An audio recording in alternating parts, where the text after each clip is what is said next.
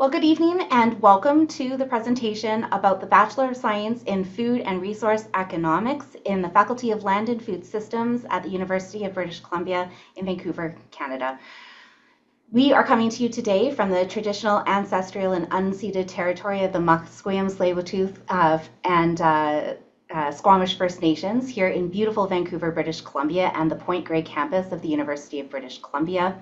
The commitment to the land on which we are also privileged to work, learn, study, play, and some of us live as well, is something that is really important to the Faculty of Land and Food Systems, as the name might indicate. And you'll have an opportunity as an undergraduate student in this faculty to learn about the history of the lands on which you would be coming to study on, and integrated learning about some Indigenous ways of knowing and exposure to Indigenous topics through all of your studies. So we're really excited to have you here tonight. My name is Christine Clary. I'm the Director of Student Services for the Faculty of Land and Food Systems, and in that role I support the team of people who support all of you as students in the faculty, from academic advisors, student engagement, career and well-being support across all undergraduate programs in the faculty across all 4 years. I'm also joined tonight by Ashley, who's working in our office as a student recruitment coordinator. Ashley, do you want to introduce yourself next?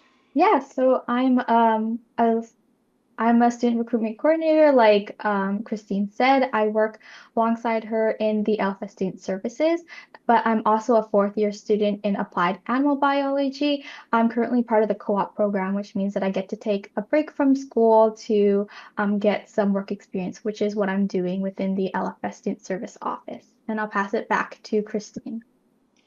So we're so excited to have Ashley on our team and all of you here tonight. You'll also see 3 other faces on the screen who have taken time out of their evening tonight to be with you tonight.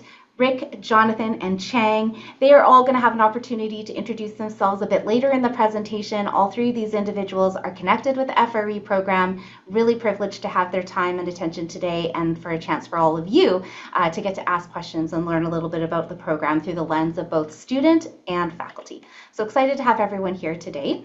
So what we were hoping to know is where you're joining us from today, but we know we've got a variety of people from a variety of places, and that is one of the exciting things about the Faculty of Land and Food Systems, is it really does draw students in from all over the world, from right here in Vancouver and the local community here in British Columbia to over 50 different countries around the world, that attract students to come and study on our beautiful campus and with our incredible programs. The Faculty of Land and Food Systems is a science faculty at UBC's Vancouver campus on the medium to small side, so it's a really intimate way of pursuing your studies with a dedicated group of students, staff, and faculty who are all focused on learning about science and studying science and building a strong science foundation, but understanding the impact socially that science can have, and understanding how your science connects to the economics and the social impact of the world around you is one of the pieces that we're going to explore together tonight. So why be a part of the Faculty of Land and Food Systems? Well, we have a couple live students here today, Chang and Ashley, who can certainly share their own reasons for why LFS was the chosen faculty for them.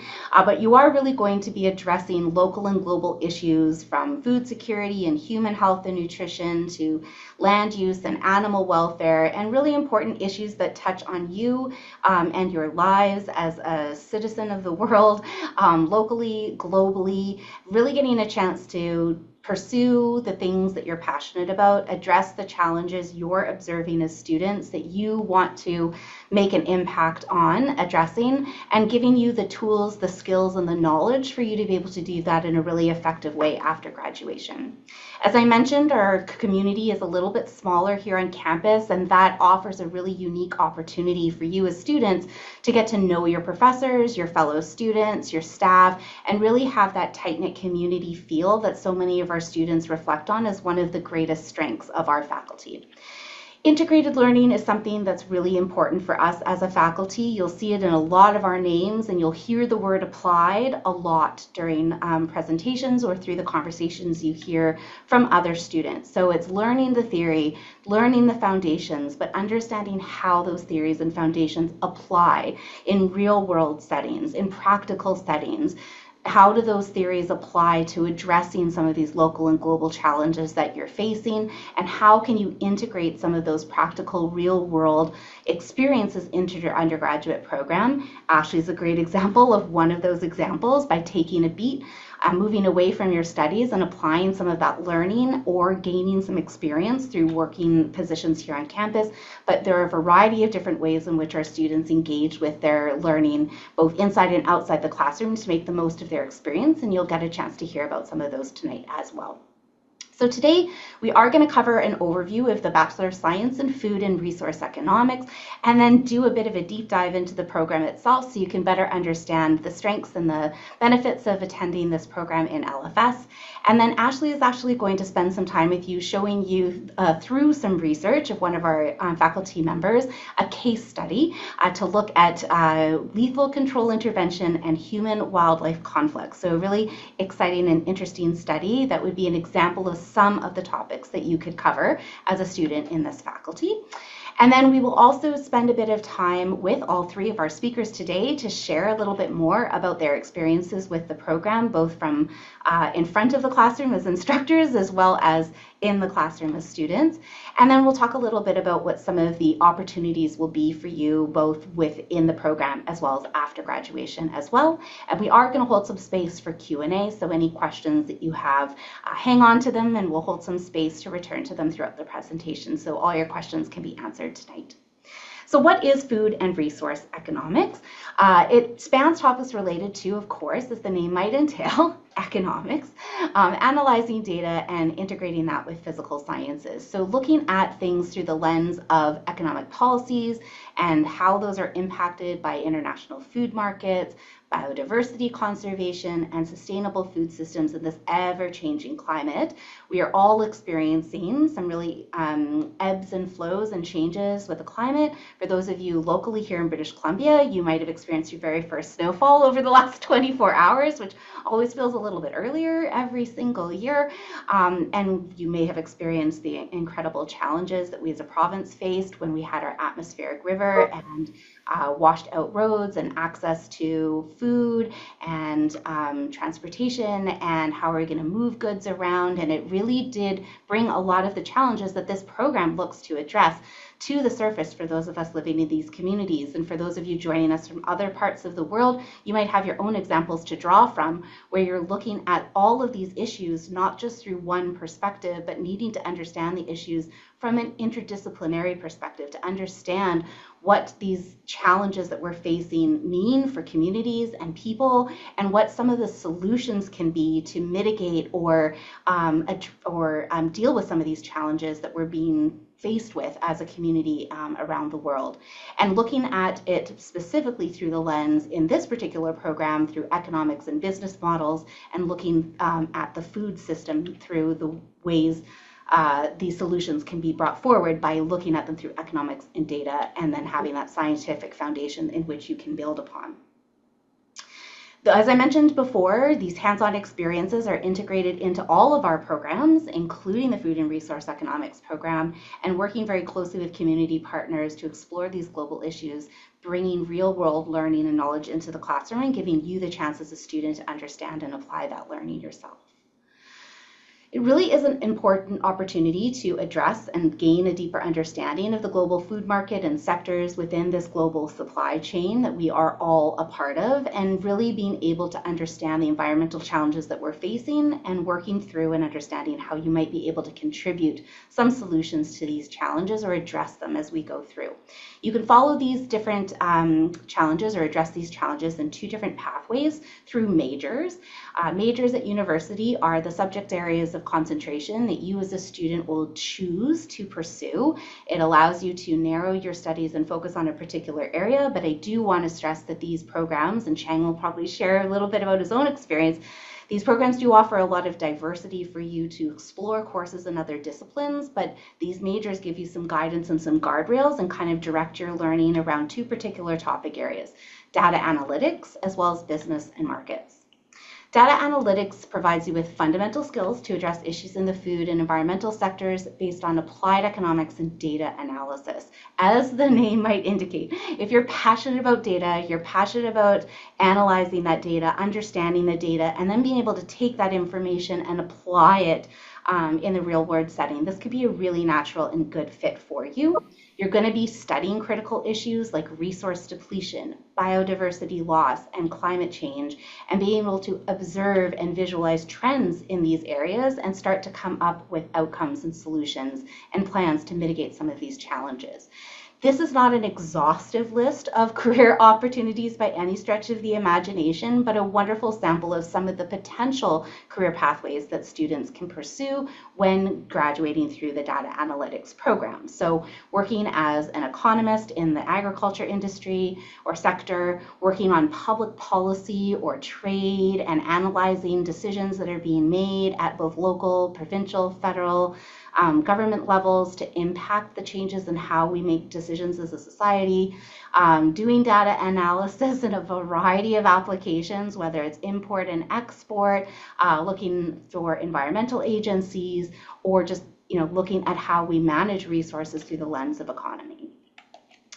The business and markets major is a really unique major that looks at interactive relationships between food, natural resources, and the environment that address food challenges, such as increasing the food supply without sacrificing the environment, the impact of government policies on food market outcomes, as well as the benefits and costs of various green business initiatives.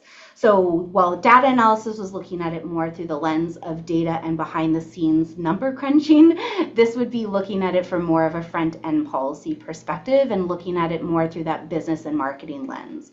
So you can graduate from this program and move on into careers that look at business development, again, providing some analysis through industries such as banking, trade, agri-finance, the environment, working at developing marketing plans and supporting businesses with their investments in agriculture, addressing and consulting on policy related to climate or agriculture. And it really does give you an opportunity to pursue so many different pathways within the faculty.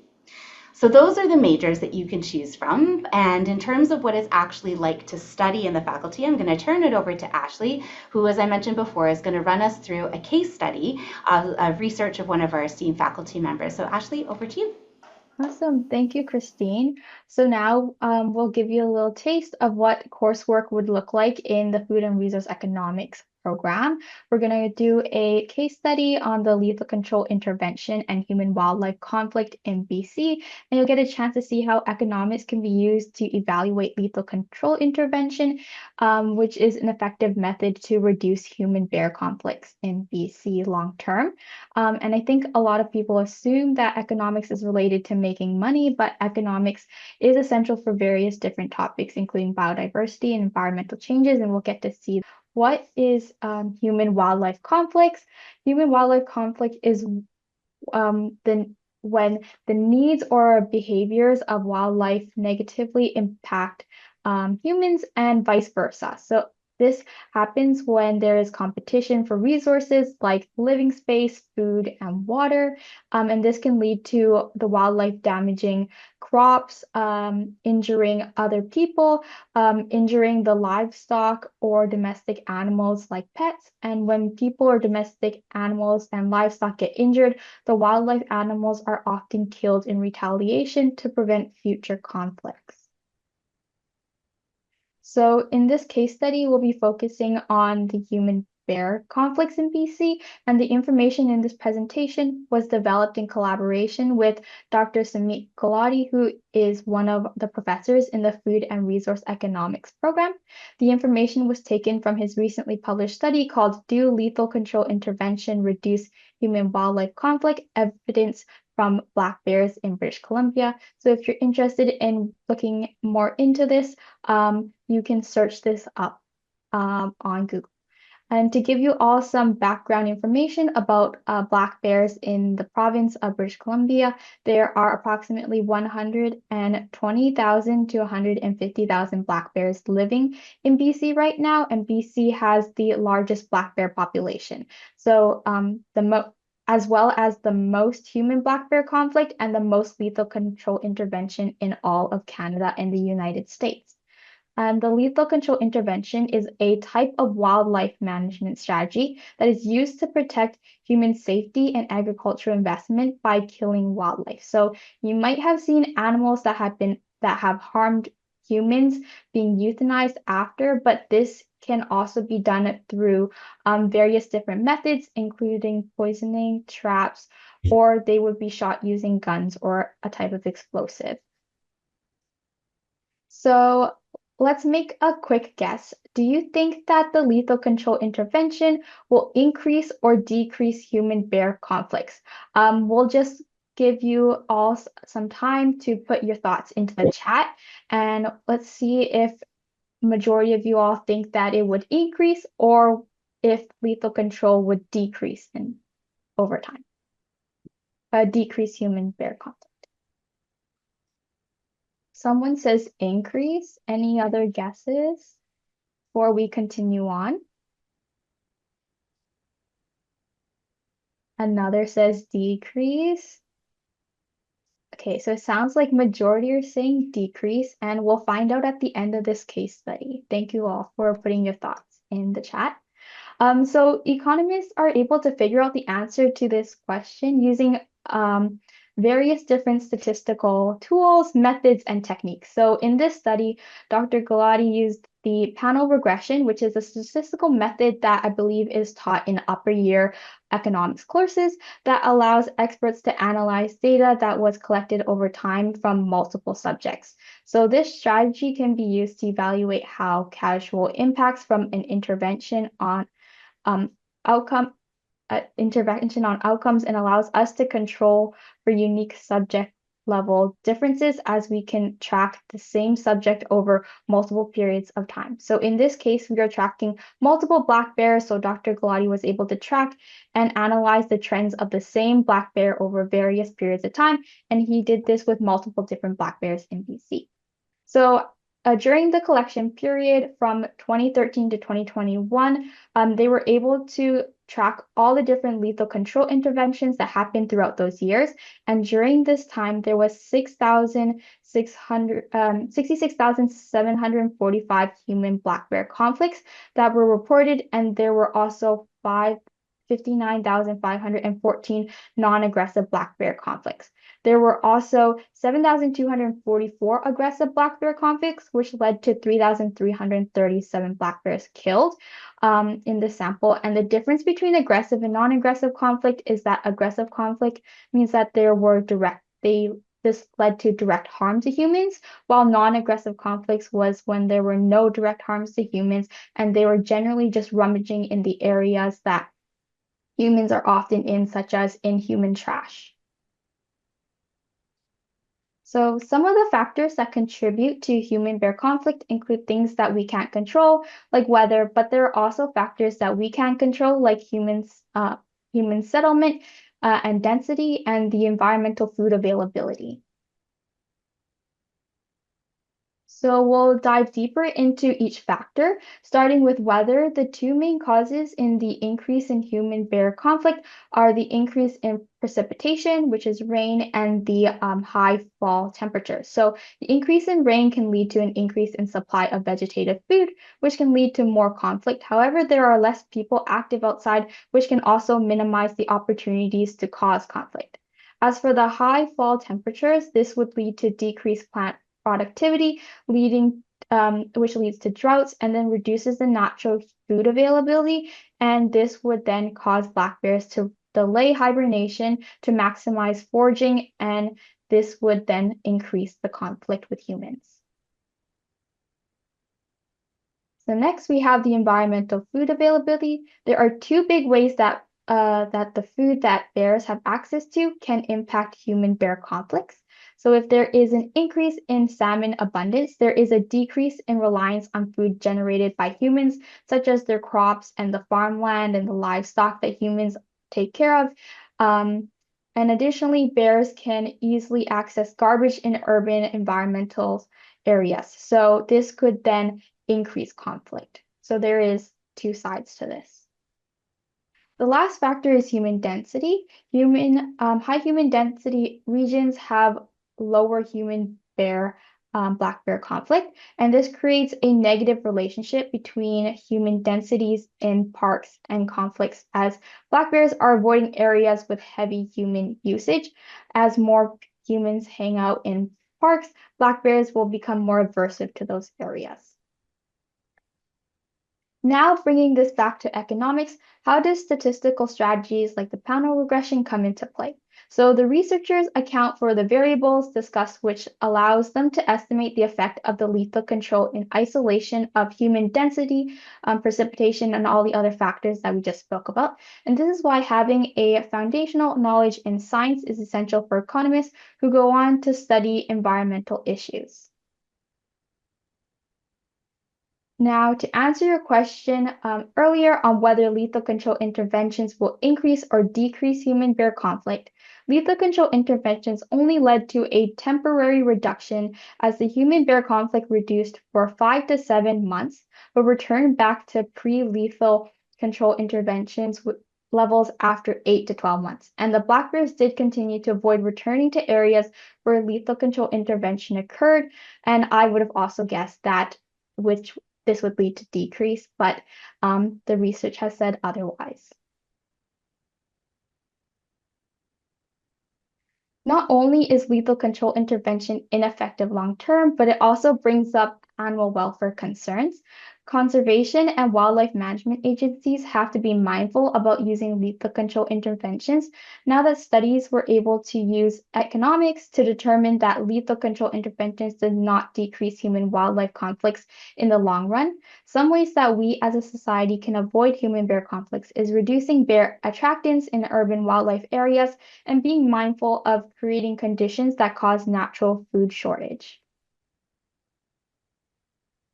So now that we have seen an example of how economics is used to address real-world challenges, we're going to be talking about some of the benefits.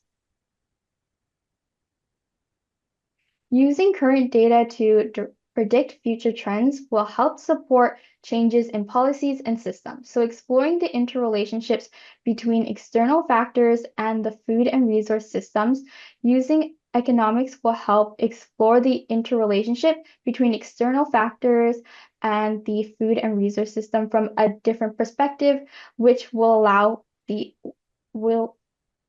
empirical evidence to be used to make data-driven decision making. And before we move on to our guest speakers, do we have any thoughts or questions about the case study? Feel free to put them in the chat and we'll try to answer them to the best of our abilities.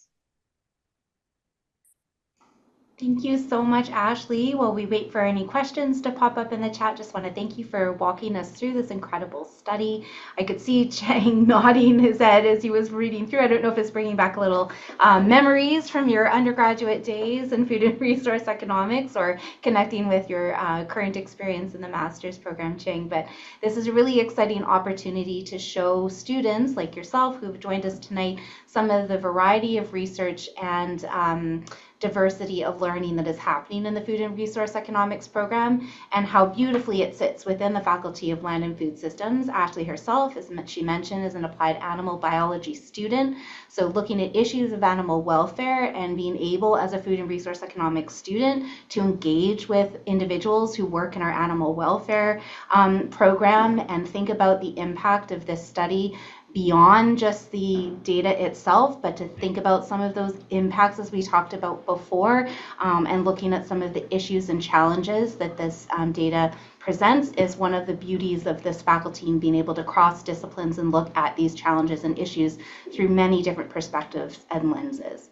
So we'll hold the space for any questions that you might have for after our speakers. We haven't seen any in the chat just yet, and that's okay.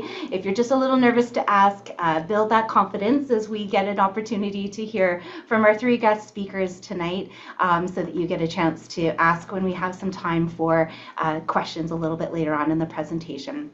So I'm gonna introduce our guest speakers for you and know that we will hold some space for Q&A at the end. You'll have a chance to hear from all three of our speakers tonight, so please feel free to put your questions into the chat as they come up, but we'll hold the time for the Q&A until after all three presenters have had a chance to introduce themselves. We'll get the party started here with Jonathan Proctor. Jonathan, I'm going to turn it over to you to share a little bit about your experience and how you're connected to the faculty and the program in food and resource economics. Hi, everyone. So really excited to chat with you and share a little bit about myself and the program. I recently started here and have been really loving getting to meet everyone in the department and enjoying BC. When I'm not teaching or doing research, you can find me outside mushroom collecting or hiking or skiing, or really just enjoying the beautiful natural world that we work with in LFS and work to protect in LFS. My research broadly focuses on the impacts of climate change on human well-being. I focus on agricultural production, looking at how at large scales changes in rainfall or temperature or soil moisture from climate change might impact agricultural productivity, and then also what can we do to mitigate any of those damages. My adaptation technologies like irrigation be able to mitigate damages, and kind of also what might the follow-on environmental costs of those be, reducing available water supplies and so on. So what I really enjoy about the LFS and FRE program is that we're thinking not only about environmental challenges like climate change, but also solutions, and thinking about what's the relevant policy to address these challenges, and how can that be implemented most efficiently.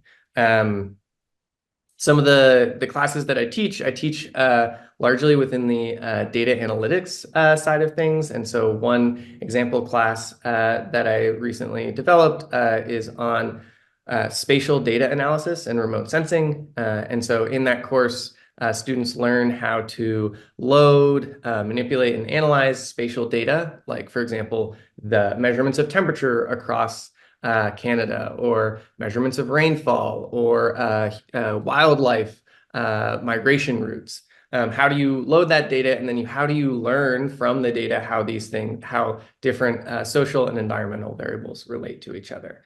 I also work with kind of big data and machine learning, specifically in my instance, to process satellite imagery to make predictions of conditions on the ground, like poverty, crop yields, population, and things like that. So trying to improve data access to improve how science is conducted.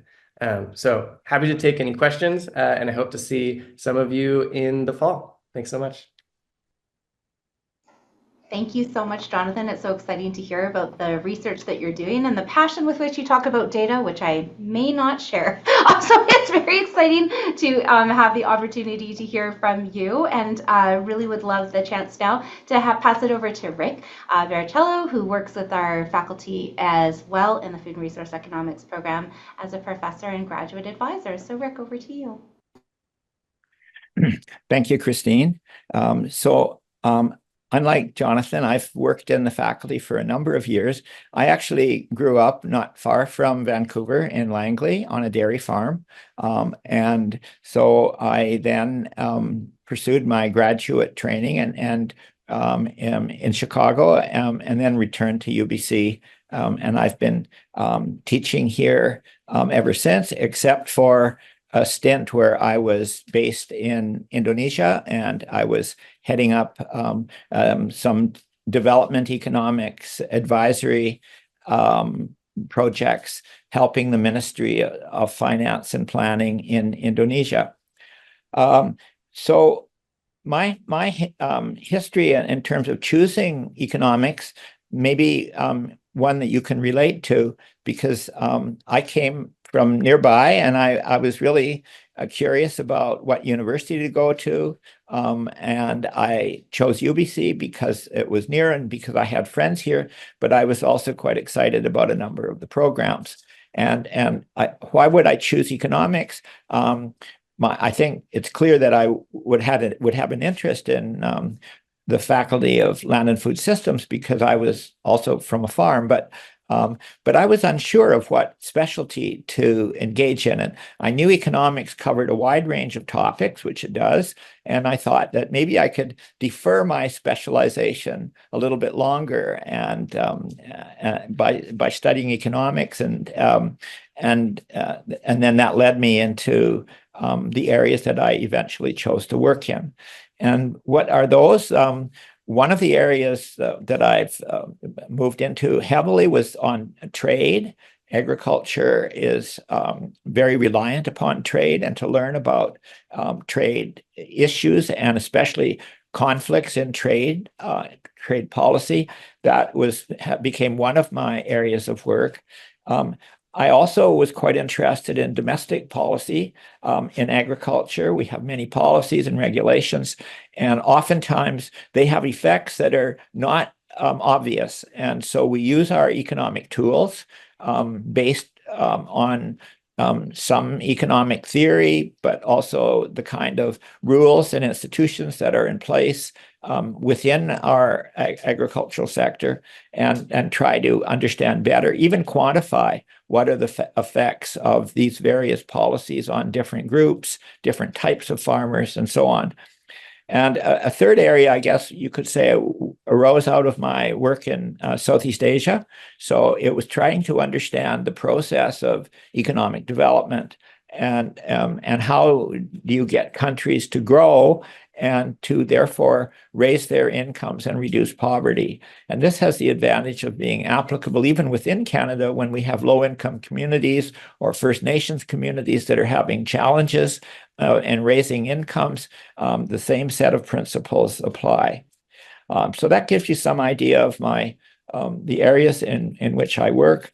I think it's really exciting because we get a chance to analyze all sorts of really important questions, like, for example, what will happen to Canada and our farmers from the increase in tariffs that are being proposed by the new Trump government in the US, or what will happen in terms of commodity markets when we have inflation come about like we had recently, and or wars, which we've also had recently. These are all areas where our economics tools are very, very helpful in revealing some things that will result from those that otherwise might not be very clear.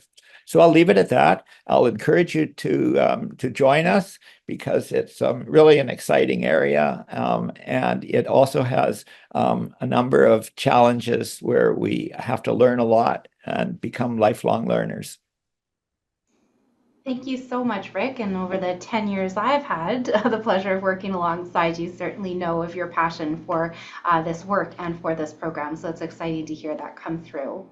And one of the great additions that we have tonight as well is a student who studied the undergraduate program and is already in the Masters of Food and Resource and Economics. So I'm going to hand it over to Chang to share a little bit about his experience. Sure thing. Good evening, everyone, and thank you for having me here today to share my undergrad program, the Bachelor of Science in Food and Resource Economics. My name is Chang. My pronoun are he, him, his. I earned my bachelor degree in May 2024, so about 5 months ago. After that, as Christine said, I decided to continue my study in the MFRE program within the faculty. So yeah, I started my journey at UBC in the Bachelor of Arts program during my freshman year. At that time, I wasn't fully decided on the specific program or subject to pursue, other than having a general interest in the area of economics. Initially, my plan was to major in BA Economics. However, shortly after starting university, I discovered this amazing program which offers a wide range of courses combining food and resource economics, general economics, and also commerce. I then made the decision of applying and transferred to a second year FRE student to the program. So I'll go through some of the courses I took in the undergrad courses and and feel free to ask me any questions about the program from a student point of view at the discussion. So I'll start from the FRE courses, since I think that will interest many of you the most. So the FRE courses, the FRE course itself offers a rich selection that help you to develop a diverse skill set in economics. Some of the courses I took includes food market analysis, econometrics, development economics, economics of trade and environment, also business management in the FRE sector. So in addition to FRE courses, I also take a number of economics and commerce courses to supplement my toolkit for in preparation of the career paths that I want to pursue.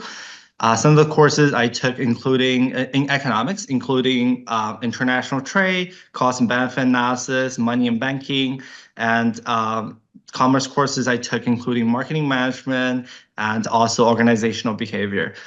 So one of my favorite memories from LFS was actually my trip to Jakarta, Indonesia in June 2023 with Dr. Baracallo, which just introduced himself. I participated in a Go Global seminar session for 303 along with a number of other UBC students. We collaborated on pressing environmental issues related to the fishing quota policy that Indonesia government was about to implement. And that all is in a very professional and government level of settings. Lots of unforgettable memories were created and many lifelong friends were made there. So if any of the interest that I mentioned interest you, I would strongly recommend you to apply to this program just because how diverse and how interdisciplinary this program is for you to learn as a student. Yeah, and for my as of now, aside from being a full-time student in MFRE, I'm also like the business courses I've taken in my undergrad society enables me to become a teaching assistant position in an upper level business courses within the faculty this term. And similarly, my economics background secure me a teaching assistant role for one of the introductory economics courses next term. And yeah, after completing the master's degree, I plan to focus on policy consulting and agriculture financing or green financing as potential career paths. If anyone have questions about me or my experience within the FRE, feel free to address them after all presentations, and I would like to answer them. Thanks. Thank you so much for sharing your experience, Chang. It's clear to hear the passion from all three of you in terms of what this program is and what it means to you and how you engage with it and how students might choose to engage with it as well. So we are going to open up the floor. This is a really unique opportunity to have Rick, Jonathan, and Chang here tonight. So please feel free to pop any questions you have for the panelists into the chat. While students are considering their questions and typing them in, I'm going to ask Rick, Chang, and Jonathan each to share with us what is, if you were in grade 11 or 12 and starting to make some decisions, what would be the number one piece of advice that you would give an incoming student about what they could most look forward to when it comes to the Food and Resource Economics program in LFS? Either a piece of advice, I guess, or what is the thing that you think they should be most looking forward to or excited about when they're thinking about this program? Rick, maybe we'll go to you first, Jonathan second, Chang third. Sure. So here's what I would suggest, and I'm sharing with you some advice that I was given when I was at your stage, and that is when you're at a university, especially. I think it's fair to say that you will learn more from your fellow students than you will from your professors. And so the objective should be then to pick a school that you think will give you the most interesting and diverse set of fellow students who are not only able but also diverse from different countries and regions, so it can enrich your education in all of those ways. So that would be my piece of advice, Christine. That's a really great piece of advice, Rick. And we do have such a diverse student body in this faculty, so and at UBC in general. But I think that's a really interesting perspective to think about all the different people you'll meet from different walks of life and different experiences, who all bring those learnings and those true selves into the classroom, and to get to learn from and hear those experiences from your peers is an incredibly valuable learning experience at university. Thank you for sharing. Jonathan, we'll go to you next. Yeah, so I think the advice that I kind of repeatedly got when I was applying to college and things like that was always kind of follow your passion, follow your passion. And I was kind of a person who I loved a lot of different things. And so I was kind of like, well, I have a lot of different passions. How do I choose between those? And so kind of one thing, the other considerations that I started to kind of look into were like, how can I do good in the world? And then how can I get a job after? And I think that's where FRE sits as a really good spot for me. Was like, I love thinking about food. I'm just obsessed with like cooking, and I just like want to think about that during my world, during my life. But then you also learn these rich set of technical skills that will give you, a job as an analyst or data scientist or whatever at lots of different places after graduation. And so it's a very useful transferable skill, and it's very applied. And so you can actually use those powerful tools to make the world a better place with respect to environmental change and with respect to food security and global development. And so I think that's kind of the nexus of things that comes together here that excites me to get up and come to work every day. That's so inspiring. Thank you for sharing. As I have been in my role for 10 years and watched the growth of undergraduate students who have come through these programs and apply those passions to what it is that they're learning, I think one of the common values, whether they're studying animals, nutrition, resource economics, that really binds all LFS students together is that sense of wanting to do good. And I think that you hit the nail on the head there in terms of that common sense of wanting to contribute and make the world better, make the people around you better, contribute to bettering the lives of the people, planet, and animals that we engage with every single day, and that kind of sense of responsibility to do better than those who have come before seems to be a real common thread with all of our students. I appreciate that you mentioned that too, because that's reflected in the people who teach in our faculty as much as with the students who come through it. So thank you so much for sharing that. And before we move to the questions that are showing up in the chat, Chang, I'll turn to you to answer the same question and share your thoughts. Thank you. So when I look back to my high school times, like grade 11, grade 12, I actually had no idea of what I am gonna do in university. So that's why I think UBC, having the ability to apply for a general student in the first year or second year is a good choice, because that way you can take different classes in a university settings, and to keep exploring and discovering your interest. And one thing I think helped me make my decision to join the FRE is how interdisciplinary and how practical the program is compared to other programs. And I think that those skills are very good to have for not only your future career paths, but also just to keep, as I said in my presentation earlier on, just to keep enriching your personal toolkit to help you shape to a better person compared to yesterday. I think that's what really drive me here. And yeah, when I make my decision, it's as I said, it's mostly based on those considerations, and also because I was really enjoying economics courses and business courses in my high school level. It's like after taking, I had a really good instructor for economics 12. I still remember. I think after that course, it's what really sparks my interest to this subject. So yeah, that's my answer for this question. Thank you so much for sharing, Chang. And it's nice to see the continuity and the thread of that kind of sense of commitment, responsibility, the desire to do right by the world. Like I mentioned, is a real common theme. So it's nice to see that's reflected in your own experience and part of the reason you were drawn to the faculty. So thank you to the three of you for sharing. One of the questions that's come up in the chat is how would you describe the learning environment and teaching style in the FRE program? So is it more focused on lectures, group work, or hands-on experience? We've got two teaching faculty members with us today. So Rick, maybe I'll let you go first, and then Jonathan, if you have anything to add, and then Chang, as both a teaching assistant and a student, you can share your experiences as well. So Rick, over to you. Sure. Thanks, Christine. Actually, just like we cover a broad range of subjects, and problems and issues, so we have a lot of diversity on the substance side. We also have a lot of diversity in the teaching styles. So there are probably most of the courses do feature lectures.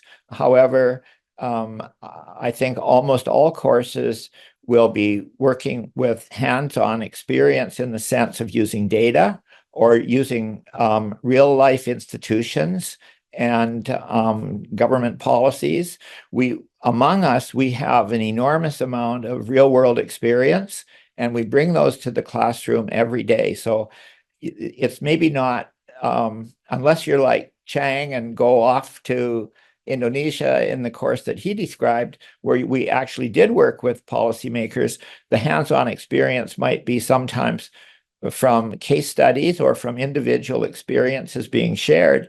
But then we also have lots of group work, group papers, group projects, and so our courses are quite diverse that way, I think covering all aspects. Yeah, I think Rick hit the nail on the head there. I think the only thing I would add is overall, my experience with the learning environment has been that it's very nice. Like people within the department really care about each other, and like seemingly in the student level really enjoy interacting with each other and our friends. And I think that is an aspect of the learning environment that is incredibly rewarding and really a pleasure to be a part of. And so I think like something that can't really be understated is just how like welcoming of a community is and how nice people here are. It's a really nice perspective, Jonathan. Thank you for sharing. We do have the reputation on campus as being the friendly faculty, and I do think that that shows up in the way that our instructors engage with our students and our students engage with each other. And as I mentioned kind of earlier in the presentation, that real tight-knit community feel is reflected in all of those interactions. So that's really nice to hear. Thank you for sharing. Chang, do you have any perspective as a student in terms of what your learning was like and the diversity of experiences you had in the classroom as a student? For sure, for sure. So in my earlier years, in my second and third year, it's more focused on, I would say, economics modeling. So it's more like theoretical to have you set up, and also those theories on econometrics and statistics for setting you up for the real world experience. But even in that, a lot of the case studies and as Rick mentioned, group work components are already there to help you to like simulating a real like working environment. And after you you develop yourself into like the fourth year or like even graduate level, it becomes more like practical in the sense that you're often going to be just giving a project with with trending like problems or real life situations, and it's your responsibility within your team to develop a policy recommendations, or or even something related to ESG, the green financing component.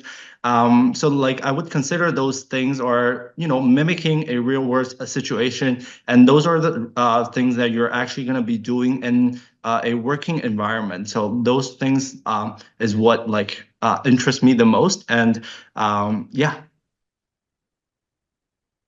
Thank you so much for sharing. It's neat to see the perspective as a student as well as now a teaching assistant, I'm sure, in terms of actually facilitating some of the teaching that you experienced as a student as well. Well, thank you for sharing. Another question has come up through the chat. So someone has admitted that they are simultaneously interested and slightly intimidated by the concept of reconciling theory and statistics with complexity and unpredictability of real life. And I feel that. So thank you so much for posing the question. And I think that complexity and ambiguity is something that this faculty deals with all the time, and students in this faculty are grappling with along with our faculty members. So the question that comes from that is, do you find that this is a big challenge in FRE? And have you learned to embrace this challenge and the opportunities that come with it? Or maybe if you have, how have you embraced this challenge and the opportunities that come with it? I see a big nod from you, Jonathan. You unmuted right away, so I'm going to go to you first with this one. It's funny. I was just, I would say if you're struggling with these types of questions, you will learn the tools to address them, but they're not going to go away. And I think you just get more comfortable with that kind of ability to somewhat describe the world in a model or with statistics, but also grapple with the fact that the true world is more complex than your model and might still surprise you. So like I was talking with my dad this afternoon, and he was asking me about my research, and it was kind of like, well, you're studying the effects of temperature and water on how plants grow, and then thinking about how climate change is gonna impact yields, but couldn't there be a bunch of other things also going on? And it's kind of like yes and yes. We can try to measure and model the things that we know probably matter the most, and use kind of talk to different people in the department, being like, hey, you're an agronomist, what things should really matter? What should we be including in our models? What are the most important? But then also just kind of having a humility that, like, look, we're going to be surprised. Like you couldn't have necessarily predicted a lot of the precision agriculture revolution in the last few decades, or other new technological innovations that kind of change the way agriculture or other systems are conducted. And so it's kind of having a good grounding in the tools and a good grounding in the methodologies allows you to kind of know what you know, but then also know what you don't know. And it's always a better situation to be in to kind of understand the limits of the technologies and tools to be able to kind of use and apply them in the real world with most responsibly. Thank you so much for sharing, Jonathan. Rick or Chang, do you have anything to add to that for your perspective, to talk a little bit about how you embrace the challenge of ambiguity and the challenges and opportunities that come with that? Rick? Sure. Actually, what you've described, Amanda, is what thrills me about the work, and it is a challenge. But let me just say a couple things that are important here. One is that some people poo-poo the idea of learning a fair bit of economic theory, but economic theory is there to try and simplify the world into certain basic elements. And so this notion that you try to extract the key issues and then build a model that is relatively simple so you can manage it, but then you start applying it more and more to the real world, and you'll see how you need to tweak it here and adjust it there. And that's what really both gives you a learning opportunity, and it also helps you deal with all the many factors at work. And some of them were described by John. But another thing about economics that's quite different from the sciences is that you fundamentally learn how many, many factors are at work in any problem. Nothing can be really assumed. You have to consider variations in everything, because kind of like everything affects everything. And you always are juggling with many balls in the air. And it's quite different than sciences, where you have to focus much more narrowly on certain things that you're more sure about. So it is the fact that economics has this complexity and has to deal with this unpredictability. But those two aspects, this ability to recognize multiple sources of causation and multiple factors to explain phenomena, along with the advantage of using economic theory to simplify the problem, and then later on you add the complications that you need. So you really, it was a great question, Amanda, because it really focuses on why studying economics, and in particular, as we do on food and resources, have these features that we must embrace. Thank you so much for sharing. Yes, it's a fantastic question, and I think something that students struggle with a lot. And I really appreciated, Jonathan, how you said, like, you're always going to be challenged by this. That isn't going to go away. Chang, do you have any perspective on some of the tools that you learned as a student, kind of going through the undergraduate program that you're either applying now in your master's program, or kind of reflecting back on your undergraduate experience, the tools that Jonathan was mentioning that are helping you to like manage that conflict and understanding and working in the middle, in the gray zone with some ambiguity? Yes, sure thing. So as I said, I started by learning by theory. So like economic theory modeling. So that's more like graphing tools, and simplifies what is really happening outside to like a rather simple model. And those by learning those, it really gives me a perspective of how the word interconnect with, especially within the area of trade and environment, of how a pollution from one location would potentially influencing other locations, like since we are living on the same planet Earth. And after that, we apply those economic theories and incorporate them with statistical analysis tools by using language such as R or Python, which will be developed later in the bachelor and also in the master program, to try to explain or like develop regression analysis to explain the real world situation. But even though, if like going back to the last question, the quality of our results can never be perfect. We're using like goodness of fit as like the quality of the model, but that a number just cannot like rarely goes to like very high. So that means that there must be something that we didn't explain. And then those, I think, is the meaning of the study, is to recognize what is important, and not only what is important, but also what has been left off and needs to be captured in the future studies. Well, thank you so much for sharing from that perspective as well. It's a really great question that evokes some incredible dialogue and interesting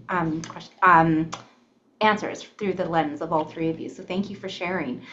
We will hold some space for additional questions, but I want to make sure in the time of the presentation we get a chance to ensure that you have, as prospective students and future applicants, all the information that you need to get you started on the pathway to applying to the Bachelor of Science in Food and Resource Economics. So as you've heard through our amazing amazing faculty and alumni, yes, Chang, you are an alumni and current student, in terms of what their experiences have been in the program, really focusing on or harnessing the concept of interdisciplinary approach to studies. As Rick said, you need to look at issues from different perspectives. You cannot solve any challenge when you're only looking at it through the lens of one solution or one perspective. You need that diversity of learning and knowledge in order to tackle some of these issues that you're passionate about. We are the friendly faculty, so having a tight-knit community. Everyone's just really nice here, as Jonathan said. So it's just a nice place to study and be, where you're going to be really supported and able to take chances in a really safe and supportive environment where people are here to champion your success. You're building a foundational degree in science and economics that can be a foundation for future graduate coursework like Chang has pursued, or if you want to go direct into a career after graduation, those are both opportunities that you can pursue through these really rich experiential learning opportunities that are integrated into all of our programs. So if you are in high school and looking to apply into this program directly from high school, the Information that's on this page is specific to the BC high school curriculum. So if you're from another province in Canada, you can translate from your grade 11 and 12s, the equivalents in your particular curriculum. If you are looking for more information specifically on the admission requirements or applications, the website at the bottom of this screen, you.ubc.ca, is the prospective student portal for all students who have interest in applying to UBC. There's a lot of really great information there, and all of this information can be found there quite easily. But you can imagine that if you're going to be taking courses in economics and commerce and those sorts of things, you need to have some pre-calculus coursework at high school so that you can be ready and prepared to tackle the coursework that would be required in this particular program of studies. So just keeping that in mind. It also is a Bachelor of Science degree, so you'll see that some sciences at the grade 11 are necessary as well. All of these courses provide that great strong foundation for you to tackle the coursework you'll be taking in university and ensure that you're eligible to register in all of the courses required of your program. If you are already in college or university and looking to transfer into UBC, or you are a student who is studying another faculty like Chang was in arts and transferring into this faculty. So it is important for students to know that we do look at your most recent 24 to 30 transferable credits. But at minimum, you still need to have the high school prerequisites because it gives you access to the courses that you need, as I mentioned before, in your particular program. And there's a really fantastic tool called the BC Transfer Guide, which allows you to look up transferable credit between your home institution and UBC to confirm what your transferable credit is.